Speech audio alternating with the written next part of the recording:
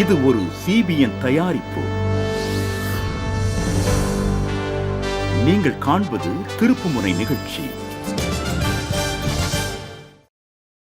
வணக்கம் நண்பர்களே, திருப்புமுனையின் இன்னும் ஒரு புதிய எபிசோடுக்கு உங்களை அன்புடன் வரவேற்கிறோம்.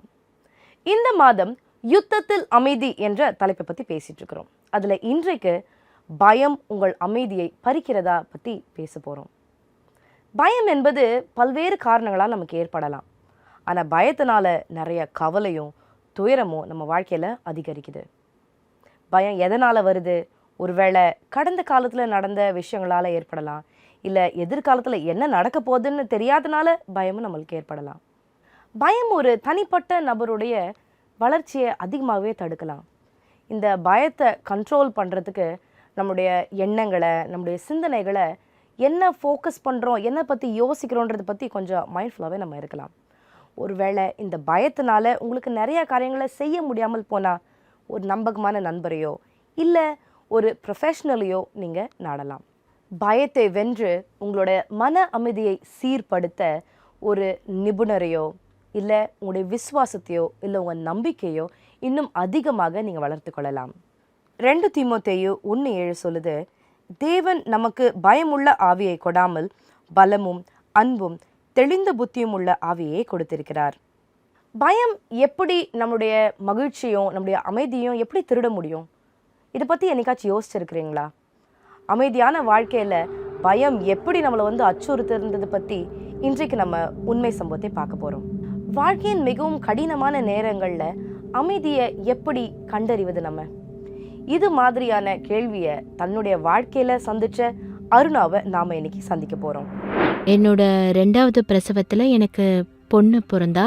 அவ 9 நாள் தான் உயிரோட இருந்தா. அருணா துர்கா ஜெயினி தன்னுடைய மகளுடைய மரணத்தால் மிகவும் நிலை குலைந்து போனார். தன்னுடைய வாழ்க்கையில் வேதனையை எதிர்கொள்வது என்பது அருணாவுக்கு இது முதல் முறை அல்ல. அவர் தன்னுடைய 12வது வயதில் தன்னுடைய தாயை இழந்து விட்டார். எனக்கு அம்மா இல்லைன்ற ஏக்கம் அதிகமா இருந்துச்சு. ஆனா தெரியல, என்னோட வாழ்க்கை என்னை எங்க கொண்டு போயிட்டு இருக்குன்னு தெரியல. ஆனா அத மன வலிமையோட முன்னேறி போறதுக்கு நான் தயாரானேன். அருணாவுக்கு சரியான வயதில் திருமணம் நடந்தது. தனக்கு ஒரு குடும்பம் அமைந்ததை நினைத்து அருணா மிகவும் சந்தோஷமாக இருந்தார். ஆனால் எனக்கு தைராய்டு பிரச்சனை இருக்குன்னு டாக்டர் சொன்னாங்க. அந்த பிரச்சனைக்காக நான் தைராய்டு டெஸ்ட் எடுத்தேன். அதுக்கப்புறம் நான் வீட்டுக்கு வந்துட்டேன். ஆனால் அப்போது எனக்கு என்ன தோணுச்சுன்னா, நமக்கு ஏன் இப்படிலாம் நடந்துட்டுருக்குன்னு யோசனை பண்ணேன். இந்த பிரச்சனைகளுக்கு மத்தியில் அருணாவின் கணவர் அருணாவை இயேசு கிறிஸ்துவின் உதவியை நாடுவதற்காக உத்வேகத்தை தந்தார். அந்த நிமிஷமே நான் முழங்கால் போட்டு ஜெபம் பண்ண ஆரம்பிச்சேன். அந்த ஜெபம் பண்ண ஆரம்பிச்ச நிமிஷத்துல இருந்து எனக்கு கண்ணில் இருந்து கண்ணீர் வர ஆரம்பிச்சது. அதற்கு பிறகு விரைவிலேயே தன்னுடைய உடல்நல பிரச்சனைகளுக்கு மத்தியில் அருணாவிற்கு ஒரு ஆண் குழந்தை பிறந்தது. அவர் தன்னுடைய குடும்பத்தோடு மிகவும் சந்தோஷமாக இருந்தார். அந்த சந்தோஷம் நீடிக்கவில்லை. அவர் அதன் பிறகு பிறந்த 2வது பெண் குழந்தையை இழந்துவிட்ட காரணத்தால் அருணா மிகுந்த மன அழுத்தத்திற்கு ஆளானார். எனக்கு ஒரு பொண்ணு பொறுக்கணும்னு நான் ஆசைப்பட்டேன். ஏன்னா எனக்கு அக்கா தங்கச்சின்னு யாரும் இல்லை, என்னோட அம்மாவும் உயிரோட இல்லை. அதனால எனக்கு ஒரு பொண்ணு பொறுக்கணும்னு நான் ரொம்பவே எதிர்பார்த்தேன். ஆனா அந்த குழந்தையும் பிறந்து இறந்துருச்சு. சில வருடங்களுக்கு பிறகு அருணா கர்ப்பமானார். ஆனால் அவருக்குள் ஒரு பயம் இருந்து கொண்டே இருந்தது. என்னோட பயம் இருந்துக்கிட்டே தான் இருந்துச்சு. ஆனா மூச்சுக்கு மூச்சு நான் இயேசுவே இயேசுவேன்னு தான் கூப்பிட்டுட்டு இருந்தேன். அதை நான் சொல்லிக்கிட்டே இருப்பேன். ஏன்னா என்னோட 2வது குழந்தை இறந்து போச்சு. அதனால டாக்டர் என்ன சொன்னாங்கன்னா, 6 மாதம் நீங்கள் காத்திருக்கணும். அதுக்கப்புறம்தான் இந்த குழந்தைய வச்சிருக்கணுமா இல்லை கலைக்கணுமான்றத சொல்லுவேன்னு சொன்னார். தன்னுடைய கவலைகளுக்கு மத்தியில் அருணா இயேசு கிறிஸ்துவை சரணடைந்திருந்தார். நாட்கள் செல்ல செல்ல இயேசு அவருடைய பயத்தை போக்கி நிம்மதியை தந்தார். நான் முதல் முறையா பைபிள் படிக்க ஆரம்பிச்சேன். தேவன் சொன்ன ஒரு வார்த்தை என்னன்னா, நான் எப்பவுமே உன் கூட தான் இருக்கேன்ற வார்த்தையை சொன்னாரு. அதுக்கப்புறம் ஒவ்வொரு முறையும் எல்லா விஷயங்களையும் அவரோட நான் பகிர்ந்துக்க ஆரம்பிச்சேன். என்னுடைய மனசுல நிம்மதி கிடைச்சது. நான் அதனால ரொம்ப சந்தோஷமா இருக்க ஆரம்பிச்சேன். அந்த சமாதானத்தை உணர ஆரம்பிச்சேன். நான் ரொம்பவே மகிழ்ச்சியா இருந்தேன். அது என்னால வார்த்தைகளால விவரிக்கவே முடியாது. ஆண்டவராகிய இயேசு கிறிஸ்து தனக்கு தந்த அந்த சமாதானத்திற்காக அவர் அவருக்கு நன்றி சொல்கிறார். நான் என்னோட மனசுல அவருடைய அன்பையும் சமாதானத்தையும் உணர ஆரம்பிச்சேன். நான் இயேசு கிறிஸ்துவ என்னோட வாழ்க்கையில ஏத்துக்கிட்டேன். அதுக்கப்புறம் நான் இயேசுவை விட்டு போகவே இல்லை. நான் எல்லா பிரச்சனைகளையும் தூக்கி போட்டுட்டு என்னுடைய விதியில எதுவா இருந்தாலும் அதெல்லாம் கொஞ்சம் கொஞ்சமா மறக்க ஆரம்பிச்சேன். நான் தேவன் கிட்ட நேரத்தை கழிக்க ஆரம்பிச்சேன். அது எனக்கு சந்தோஷத்தை தர ஆரம்பிச்சது. இன்றைக்கு பல வருடங்கள் கடந்துவிட்டது. அருணா தன்னுடைய அழகான குடும்பத்துக்காகவும் தன்னுடைய வாழ்க்கையில் இருந்த வேதனைகளை நீக்கியதற்காகவும் ஆண்டவருக்கு நன்றி சொல்கிறார். இயேசு இல்லாம இது சாத்தியமே இல்ல. அவர் இல்லாம இருந்திருந்தா என்னோட வாழ்க்கை வீணாகி போயிருக்கும். என்னோட வாழ்க்கையில சமாதானத்தை கொடுத்த அந்த இயேசுக்கு நான் நன்றி சொல்றேன். ஆண்டவரால் கொடுக்கப்பட்ட அந்த சந்தோஷத்தை நான் மனசார ஏத்துக்கிட்டு சந்தோஷமா இருக்கேன். தேவன் என்னோட மனசை முழுசா மாத்திட்டாரு. இப்போ எனக்குள்ள வேதனை, மன அழுத்தம், கோபம், வெறுப்பு எதுவுமே இல்லை. தேவனால நான் இப்ப நிம்மதியா இருக்கேன். வேற எதுக்குமே இடம் இல்லை. உங்க வாழ்க்கையில எப்படி ஆர் எப்போ அந்த மாதிரியான ஒரு கடினமான சூழ்நிலை நீங்க சந்திச்சீங்க? அப்படிப்பட்ட சமயத்துல நீங்க அமைதியை எப்படி பெற்றுக்கொண்டீங்க? நீங்களும் இதே மாதிரியான ஒரு இருளின் பள்ளத்தாக்குல நடந்துகிட்டு இருந்தீங்கன்னா நீங்களும் ஒரு ஒளியை காண்பீர்கள் என்று நம்புவோம். இயேசுவின் வழிகாட்டுதலையும் அவர் கொடுக்கிற மன அமைதியை பெற்றதுல தான் அருணாவுடைய 2வது மகன் பிறக்கிறதுக்கு பெரிய காரணமாக இருந்தது. அந்த கஷ்டமான சூழ்நிலையில அருணாக்கு மிகவும் உறுதுணையாக இருந்த வசனம், பயப்படாதே நான் உன்னுடனே இருக்கிறேன் என்ற வசனம். அன்பான நண்பரே, தேவன் உங்களுடைய வாழ்க்கையில ஒரு அமைதியும் மகிழ்ச்சியும் கண்டிப்பா தரப்போகிறார். அவரிடத்தில் விசுவாசமா இருந்து அவரிடத்தில் ஜெபிங்க. உங்களுடைய புயலான சூழ்நிலைகளில் அவருடைய பலத்த கரத்தை இறுக்கமாக பிடிச்சுக்கொள்ளுங்க. இதே போன்ற பயத்தில் அமைதி காணக்கூடிய சாட்சிகளை நீங்கள் கேட்கணுன்னா சிபிஎன் இந்தியா என்ற யூடியூப் சேனலை நீங்கள் விசிட் பண்ணலாம். ஒருவேளை உங்களுக்கோ இல்லை உங்களுக்கு நெருங்கினவர்களுக்கோ கவுன்சிலிங் உதவி தேவைப்பட்டால் cbnindia.org/cbn offerings என்ற வெப்சைட்டை நீங்கள் விசிட் பண்ணி அதில் உங்களோட ஃப்ரீ ஸ்லாட்டை புக் பண்ணலாம். நண்பர்களே, இது ஒரு சிறிய இடைவேளைக்கான நேரம். இடைவேளைக்கு பிறகு மதுலிகாவுடன் இந்திய கிறிஸ்மஸின் ஒரு மகிழ்ச்சியான பயணத்தை நாம் மேற்கொள்ள போகிறோம். சீக்கிரம் வந்துடுறோம், எங்கேயும் போயிடாதீங்க.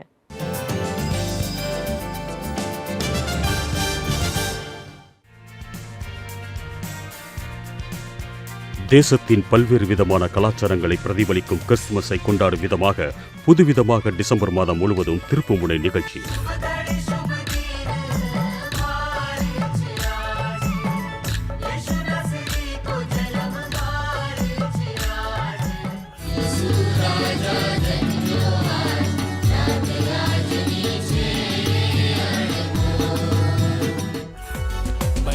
प्रभु सननना सागर मानी चलाए, मैं यार प्रभु सननना सागर मानी चलाए.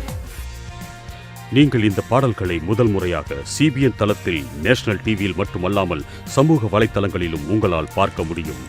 உங்களுடைய பிரியமானவர்களுடன் இணைந்து இந்த மியூசிக்கல் கிறிஸ்துமஸை பரிசாக பகிர்ந்து கொள்ள முடியும்.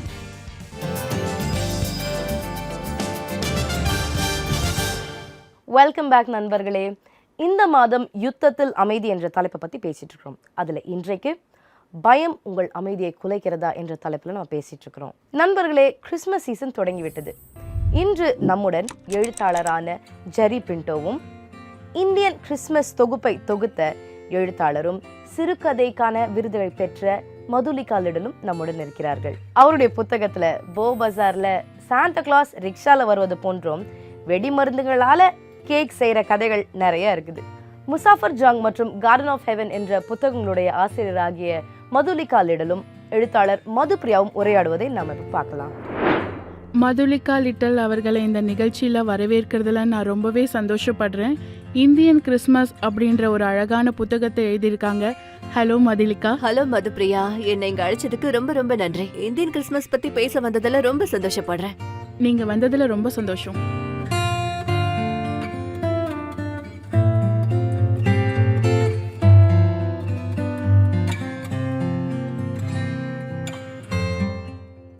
இந்த புத்தகத்தை படிக்கும்போது நீங்கள் ஜெரி பிண்டோவை பற்றி எழுதியிருக்கீங்க. இதில் அவர் ஒரு அழகான வார்த்தையால் நீங்கள் அறிமுகப்படுத்தியிருக்கீங்க. நம்ம எல்லாருக்காகவும் இயேசு பிறந்திருக்கிறார், நம்மளோட எல்லாரோட மனசிலும் பெத்லஹேம் நிறைஞ்சிருக்கு அப்படின்னு நீங்க சொல்லியிருக்கீங்க. இத பத்தி நீங்க விளக்கமா சொல்ல முடியுமா? ஆமா, ஒரு விஷயம் நம்மளால புரிஞ்சு கொள்ள முடியறது உண்மையிலேயே வேதனைக்குரிய ஒண்ணுதான். நம்முடைய இந்தியா முழுக்க வாழக்கூடிய பல மக்கள் உண்மையிலேயே புரிஞ்சுக்காம இருக்கிறது. கிறிஸ்துமஸ்னா என்னன்ற விஷயத்தையே அவங்க அறியாம இருக்காங்க. ஏன்னா அவங்கள அதிகமானவங்க கிறிஸ்தவர்களா இல்ல. கிறிஸ்துமஸின் அடிப்படை பனித்துகள்கள், சாண்டா கிளாஸ் சிவப்பு வெள்ளையாடைகள், மிஸ்லெட்டோ, ஹோலி, இது எல்லாமே இந்தியாவை சார்ந்ததில்ல. இந்தியன் கிறிஸ்துமஸ பொறுத்தவரை இன்னைக்கு இந்தியாவுல கொண்டாடப்படக்கூடிய கிறிஸ்துமஸ்ன்றது இந்திய மயமாக்கப்பட்ட கிறிஸ்துமஸா இருக்குது. நம்முடைய இந்திய கிறிஸ்தவர்களை பொறுத்த வரைக்கும் கிறிஸ்துமஸ்ன்றது இந்திய பண்டிகை, அது மேற்குலக பண்டிகை இல்லைன்னு நினைக்கிறாங்க. நீங்க ஜார்க்கண்ட் மாநிலத்துல பாத்தீங்கன்னா அங்க கொண்டாடப்படுற கிறிஸ்துமஸ்ன்றது, அதாவது சால்ட் ட்ரீய சுத்தி நடனம் ஆடுறது, அப்புறம் நாகாலாந்து, மணிப்பூர் போன்ற இடங்கள்ல எல்லா கிராம மக்களும் ஓரிடத்துல ஒண்ணு கூடுவாங்க. அவங்க எல்லாரும் கம்யூனல் ஃபீஸ்ட் போன்றவற்றை தயாரிப்பாங்க. இது எல்லாமே நம்முடைய உள்ளூர் பழக்க வழக்கங்களை கொண்டு எல்லா கொண்டாட்டங்களும் அமைஞ்சிருக்கு. இது மேற்குலகம் நமக்கு கொடுத்த அடையாளங்களை கொண்டு இல்ல. இந்த புத்தகத்தை பொறுத்தவரையும் கிறிஸ்மஸ் அப்படின்னாலே ஒரு அடையாளம் மாற்றப்பட்ட கிறிஸ்மஸா இருக்கு.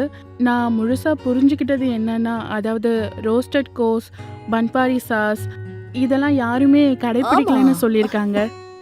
இதுல சுவாரஸ்யமான விஷயம் அப்படின்னாலே கிறிஸ்மஸோட உணவு. இது வழக்கமா இல்லாம மக்களுக்கு ரொம்பவே புதுசா இருக்கு. ஆமா, ஒரு சம்பவம் எனக்கு நினைவுக்கு வருது. எனக்கு ஒரு அனுபவமும் இருக்கு. நான் இத பலரோட பகிர்ந்து வந்திருக்கிறேன். என்னோட கணவர் ஒரு கிறிஸ்தவர் இல்ல.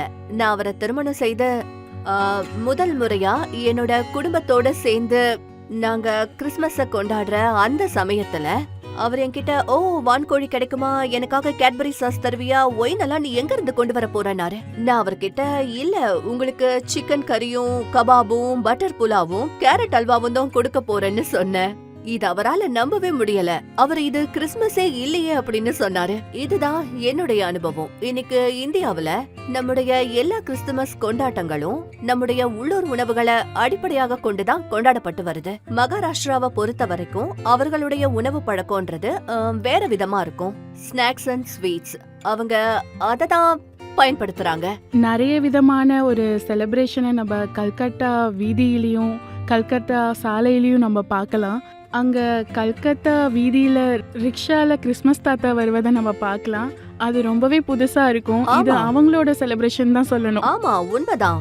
ஒவ்வொரு நகரங்கள்லயும், அதாவது ஒவ்வொரு பகுதிகளிலும் ஒரு விசேஷமான கொண்டாட்டமா தான் கிறிஸ்துமஸ் கொண்டாடப்பட்டு வருது. இதுக்கு உதாரணம் சொல்லணும்னா, ஐசோல்ன்ற பகுதியில ஒவ்வொரு வருஷமும் கிறிஸ்துமஸ் ஆண்டு விழாவை அங்க கொண்டாடுவாங்க. அதுல எந்த பகுதி சிறப்பா அலங்கரிக்கப்பட்டிருக்கோ அதுக்கு பரிசுகள் தருவாங்க. அதாவது பொதுமக்களுடைய பார்வையில கிறிஸ்துமஸ்ன்றது, கிறிஸ்தவம் என்பது ஒரு மேற்குலக கான்செப்ட்னு அவங்க நினைக்கிறாங்க. அதோட பெரும்பாலான மக்கள் என்ன நினைக்கிறாங்கன்னா, இந்திய கிறிஸ்துவர்கள், அதாவது மேற்குலகிலிருந்து கிறிஸ்தவம் வந்ததிலிருந்து மிகவும் பழமையானவங்கன்னு புரிஞ்சுக்கிறாங்க. அதாவது இந்தியாவில் இருக்கக்கூடிய கிறிஸ்தவர்கள் எல்லாம் பழமையானவங்க, அவங்க கொண்டாடக்கூடிய கிறிஸ்துமஸ் ரொம்ப பழமையானதுன்னு புரிஞ்சுக்கிறாங்க. இன்னைக்கு கிறிஸ்மஸ் அப்படின்னாலே எல்லா ஃபெஸ்டிவல் மாதிரி ஒரு பெரிய ஃபெஸ்டிவல்னு யாருக்கும் புரிய மாட்டேங்குது. ஆமா, ரொம்ப சரியா சொன்னீங்க. இன்னைக்கு பெரும்பாலான எல்லா கிறிஸ்தவர்களுக்கும் ஆங்கிலம் ரொம்ப நல்லா தெரிஞ்சிருக்கு. அதனால நீங்க இத பெரிய பண்டிகை இல்ல படா பண்டிகைன்னு எப்படிப்பட்ட வார்த்தைகளையும் சொல்லலாம். ஆனா இது நம்முடைய பண்டிகை. உங்களோட புத்தகத்துல ஒரு சுவாரஸ்யமான ஒரு கவிதை பார்த்தேன். அதாவது ஜெப வீடு முதல் கேக் ரொட்டி வரை அப்படின்ற ஒரு டைட்டில்ல. நீங்க எதனால அந்த டைட்டில் வச்சீங்க? என்னுடைய புத்தகத்துல உள்ள கவிதைகள்ல ஒரு தலைப்பு கேக் ரொட்டி மற்றும் ஜெப வீடு. ஜெப வீடுன்ற தலைப்பு உத்தரப்பிரதேசத்துல உள்ள சஹாரன்பூர்ல வசிச்சு வந்த என்னுடைய முன்னோர்கள் மூலம் எனக்கு கிடைச்ச தலைப்பு. ஏன்னா என்னுடைய முன்னோர்கள் ரொம்ப அர்ப்பணிப்புள்ள கிறிஸ்தவர்களா இருந்தாங்க. ஒவ்வொரு வருஷமும் கிறிஸ்துமஸ் அன்னைக்கு அந்த வீடுன்றது எல்லாரையும் வரவேற்க கூடியதாவும் கருணை மிக்க ஒரு வீடாவும் இருக்கும். அதுல அக்கம் பக்கத்துல இருக்கக்கூடிய எல்லாரும் கிறிஸ்தவர்களா அல்லாம இருந்தாலும் அங்க வருவாங்க. அங்க பலவிதமான உணவுகள் தயார் செய்யப்படும். குழந்தைங்களுக்கு பரிசும் வழங்கப்படும். அங்க ரொம்ப பெரிய அளவுல கேக், கார உணவுகள் போன்ற பலவிதமான உணவுகள் தயாரிக்கப்படும். அதுல ஒண்ணுதான் அந்த கேக் ரொட்டின்றது. நிறைய பேருக்கு கேக் ரொட்டின்னா தெரியாது. அத பத்தி நான் உங்களுக்கு கொஞ்சம் விளக்கமா சொல்ல விரும்புறேன். கேக் ரொட்டின்றது கிறிஸ்துமஸுக்கு செய்யக்கூடிய ஒரு பெரிய அளவிலான தயாரிப்பு முறையாகும். நீங்க பெரிய அளவுல கேக் மாவுகளை கலக்கும் போது அங்க கொஞ்சம் மிச்சமாயிடும். அது டின் நிறையற அளவுக்கு அதிகமாவும் இருக்காது, தூக்கி போடுற அளவுக்கு குறைவாவும் இருக்காது. சோ பேக்கர் அத சிறிது அறிமுகப்படுத்துவாரு. மாவு அதில் சேர்க்கப்படும் போது ஒரு முழுமையான மாவாக வேலை செய்யும். அது ஒரு பெரிய தட்டையான வடிவில் வடிவமைக்கப்பட்டு பொன்னிறமான பிஸ்கெட் ஆகும் வரை சுடப்படும். அந்த கேக்கை போலவே இருக்கக்கூடிய கேக் ரொட்டியை ஒரு பேப்பரில் சுற்றி சேமிப்பார்கள். அது விருந்தினருக்கு கொடுக்கப்படாது, மற்ற யாருக்கும் கொடுக்கப்படாது. குடும்பத்தாரோடு தேநீர் அருந்தும் சமயங்களில் மற்ற உணவுகள் தீர்ந்து போகாத வரைக்கும் அதை வெளியே எடுக்க மாட்டார்கள். பொதுவாக கிறிஸ்துமஸ், புதுவருட கொண்டாட்டங்கள் போன்ற சமயங்களில் நாங்கள் கேக், குஜியாஸ், மாவு பண்டங்கள், உப்பு காரம் நிறைந்த உணவுப் பொருள்களை தயாரித்திருப்போம். அதையெல்லாம் சாப்பிட்டு முடித்தவுடன் அந்த கேக் ரொட்டி என்பது எடுத்து வரப்படும். அதை டீயுடன் சாப்பிடுவோம். இதை கேட்குறப்போ ரொம்ப ஆச்சரியமா இருக்கு. நான் சொன்னதுக்காக அந்த பாட்டை படிச்சதுக்கு ரொம்ப தேங்க்ஸ். அந்த காலத்தில் எப்படி உணவுகளை தயாரிப்பாங்க அப்படின்னு மக்களுக்கு ரொம்பவே புரிஞ்சிருக்கும். நாம் உணவு தயாரிப்பை பற்றி பேசும்போது அந்த உணவை எப்படி தயாரிப்பாங்க அப்படின்னும் நம்ம தெரிஞ்சுக்கிட்டோம். அந்த சமயத்தில் எல்லாமே வந்துட்டு இசையும் கலந்துருக்கும். அதாவது டோலக்கு, ஹார்மோனியம், பைப் ஆர்கன் அதெல்லாம் வாசிக்கிறது ரொம்ப வழக்கமாக இருக்கும்ல. உண்மையை சொல்றதா இருந்தா எனக்கு ரொம்ப பிடிச்ச கிறிஸ்துமஸ் ஆராதனை பாடல்கள்னா எனக்கு கேட்க பிடிக்கிறது ஹிந்தி பாடல்கள் தான். அது உண்மைதான். உங்களோட புத்தகத்துல இருந்து சில வரிகள் எங்களுக்காக படிக்க முடியுமா? துரோகிகள் நள்ளிரவில். அது நிச்சயமா இனிமையான ஒண்ணு. அது என்னன்னா, துரோகிகள் நள்ளிரவில் வெளிச்சத்தை கண்டார்கள். அது எப்படின்னா, துரோகிகள் நள்ளிரவில் வெளிச்சத்தை கண்டார்கள், துரோகிகள் நள்ளிரவில் வெளிச்சத்தை கண்டார்கள். இது ஒரு அற்புதமான பாடலா இருக்குது. இதுல ஒரு அன்பு நிறைஞ்சிருக்கு. அதுல இயேசு நம்முடைய குழந்தைன்னு சொல்லப்படுது. இத பத்தி சொல்றதா இருந்தா இந்த புத்தகம் உண்மையான பொக்கிஷமா இருக்குதுன்னே சொல்லலாம். கிறிஸ்துமஸுடைய பல விதமான கொண்டாட்டங்களை பற்றி பல்வேறு விதமான பார்வைகள்ல சொல்லப்பட்டிருக்கு. சொல்ல போனா மற்றவர்களுடைய எதிர்பார்ப்புகளுக்கு அப்பால் சொல்லப்பட்டிருக்கு. இந்த நிகழ்ச்சிக்கு வந்ததுக்கு ரொம்ப சந்தோஷம் மதுலிகா. எங்களோட CBN நேயர்களுக்கு இந்திய கிறிஸ்துமஸ் பத்தியும் உங்க அழகான புத்தகத்தை பத்தியும் கிறிஸ்துமஸ் பத்தியும் சொல்லியிருக்கீங்க. ரொம்ப நன்றி. Thank you so much. உங்க கூட நான் பேசினதுல எனக்கு ரொம்ப சந்தோஷம். நான் இந்த நிகழ்ச்சிய பார்த்து கொண்டிருக்கிற அனைத்து நேயர்களுக்கும் என்னுடைய கிறிஸ்துமஸ் மற்றும் புத்தாண்டு வாழ்த்துக்களை தெரிவித்துக் கொள்கிறேன். அன்பு நேயர்களே, நீங்க இந்த கிறிஸ்துமஸை எப்படி கொண்டாடுறீங்க அப்படின்றத எங்களுக்கு சொல்லுங்க. நாங்க அதை கேட்க ரொம்ப ஆர்வமா இருக்கோம்.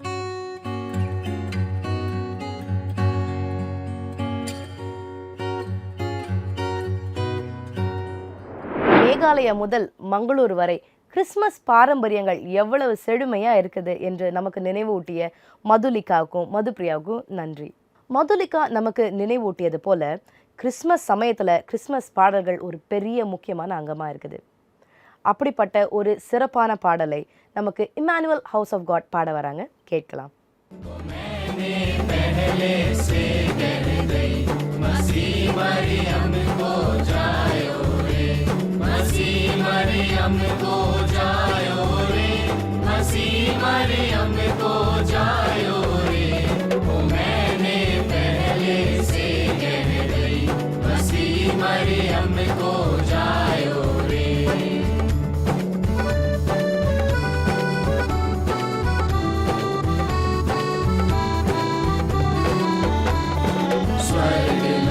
से चला फरिश्ता दिग मरियम के, स्वर्ग लोक से चला फरिश्ता दिग मरियम के रे।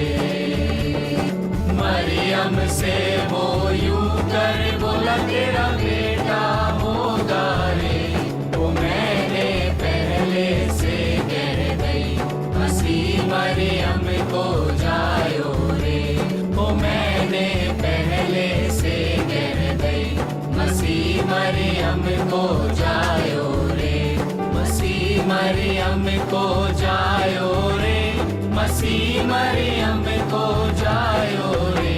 वो मैंने पहले से कह गई मसीह मरियम को जायो रे।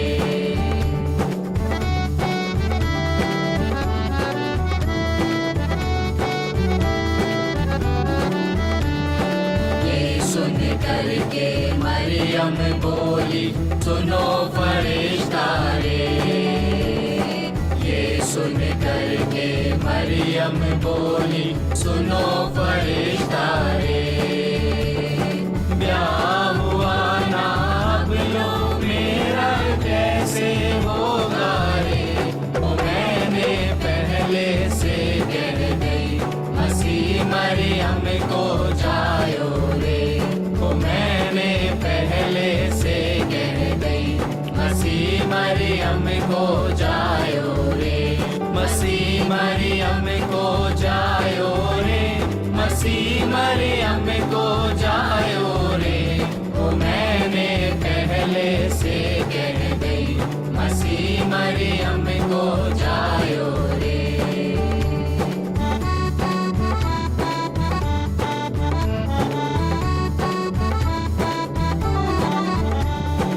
ये सुन करके फरिश्ता बोला मैं बतलाऊं रे ये सुन करके फरिश्ता बोला मैं बतलाऊं रे खुदा बाप की कुदरत तो साया डाले रे वो मैंने पहले से कह गई मसीह मरियम को जायो रे वो मैंने पहले से कह गई मसीह मरियम को जायो रे ஒரு சிறிய இடைவேளைக்கான நேரம். இடைவேளைக்கு பிறகு நம்ம இணைந்து ஒரு சின்ன ஜெபத்தை செய்ய போறோம். சீக்கிரம் வந்துருங்க.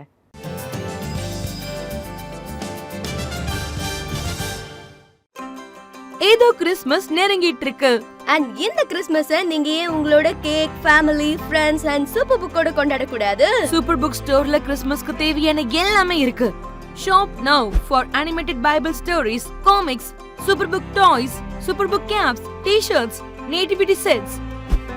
இப்பவே நீங்க போய் cbnindia.org-ல ஷாப்பிங் செய்யுங்க.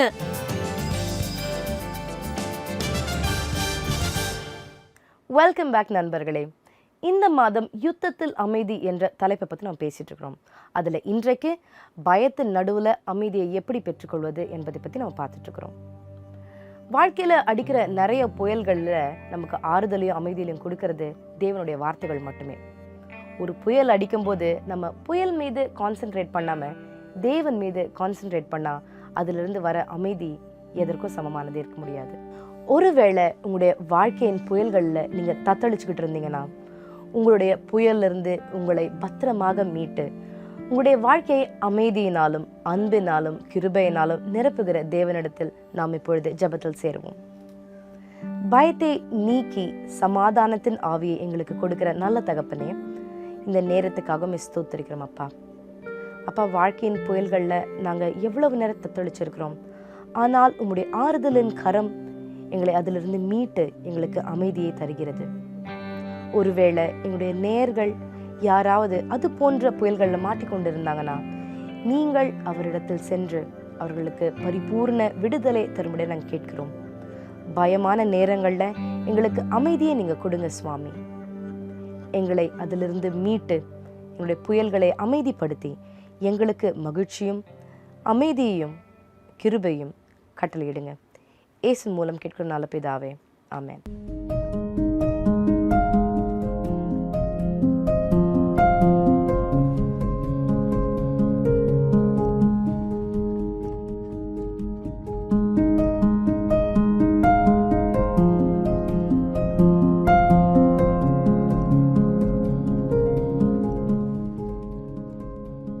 ஏசாயா 54:10 சொல்கிறது, மலைகள் விலகினாலும் பர்வதங்கள் நிலை பெயர்ந்தாலும் என் கிருபை உன்னை விட்டு விலகாமலும் என் சமாதானத்தின் உடன்படிக்கை நிலை பெயராமலும் இருக்கும் என்று உன்மேல் மனதுருகுகிற கர்த்தர் சொல்லுகிறார். தேவனுடைய வார்த்தை எவ்வளவு நம்பிக்கை கொடுக்கிறது நமக்கு. அவர் ஒருபோதும் அவருடைய வார்த்தைகளை கீழே விட மாட்டார். அவருடைய வார்த்தைகள் மெய்யாகவே பெரிய சத்தியமாக இருக்கிறது. அவர் நமக்காக தன் ஜீவனை கொடுக்கிற மேய்ப்பராக இருக்கிறார். தன் ஆடுகளுக்காக தன்னுடைய ஜீவனையும் கொடுக்கிற மேய்ப்பராக இருக்கிறார். ஒரு நாளும் அவர் நம்மை கைவிட போவதே கிடையாது. அவர் கஷ்ட காலங்களில் நம்ம விட்டு விலக மாட்டார். அவருடைய அன்பில் அடைக்கலம் புகுங்கள். தேவன் ஒருபோதும் நம்மை கைவிட மாட்டார். இயேசுவின் மீது எப்போதும் கண்களை வைங்க. சமாதான பிரபு ஆகிய அவருடைய சமாதானத்தினால் நித்திய அமைதியால் நம்முடைய வாழ்க்கையை நிரப்புவார். பிரச்சனைகளை பார்த்து இது எவ்வளோ பெரிய பிரச்சனைன்னு மலைச்சு போகாமல் அந்த பிரச்சனையை பார்த்து என்னுடைய தேவன் எவ்வளோ பெரியவர்னு சொல்லி பாருங்க. இப்போது நான் கிளம்ப வேண்டிய நேரம் வந்தாச்சு. நாளைக்கு மீண்டும் அடுத்த எபிசோடில் உங்களை சந்திக்கிறோம். நன்றி, வணக்கம். துரோகி என்று அழைத்தவர் மத்தியில் தூக்கி சுமந்தவரே, பாவி என்று நினைத்தவர் மத்தியில் பாசம் வைத்தவரே, துரோகி என்று அழைத்தவர் மத்தியில் தூக்கி சுமந்தவரே, பாவி என்று நினைத்தவர் மத்தியில் பாசம் வைத்தவரே, மகனே என்றழைத்து நம் உறவை சொன்னவரே, அப்பா என்றழைக்க எனக்கு உரிமை தந்தவரே, அன்பரே நீர் ஏன் என்னை நேசித்தீர், நீர் ஏன் என்னை தேடி வந்தீர், குறைகள் நிறைந்த என்னை, ஓ அன்பரே நீர் ஏன் என்னை நேசித்தீர், நீர் ஏன் என்னை தேடி வந்தீர், நன்றி மறந்த என்னை.